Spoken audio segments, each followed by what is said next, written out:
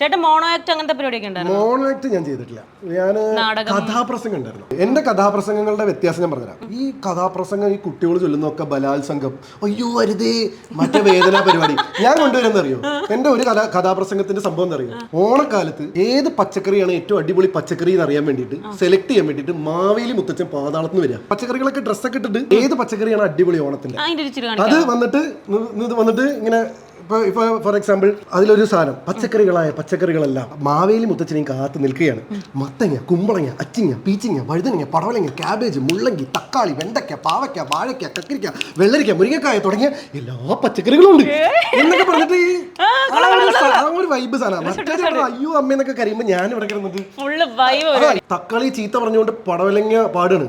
മിണ്ടാണ്ടിരിയുടെ കുണ്ടാമുണ്ടി തക്കടി മുണ്ടി തക്കാളി പച്ചക്കറികളിൽ ഏറ്റവും മുണ്ടൻ പടവലമല്ലാതാരുണ്ട്. പടവലങ്ങാച്ചേട്ടന്റെ കളിയാക്കൽ കേട്ട് തക്കാളി അമ്മയുടെ മുഖം ചുവന്നു.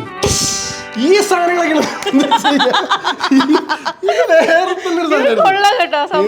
അപ്പൊ എന്ത് പറ്റുന്നു എന്ന് വെച്ച് കഴിഞ്ഞാൽ ഈ ആൾക്കാര് അതുവരെ ഇതൊരു 10-20 ആൾക്കാർ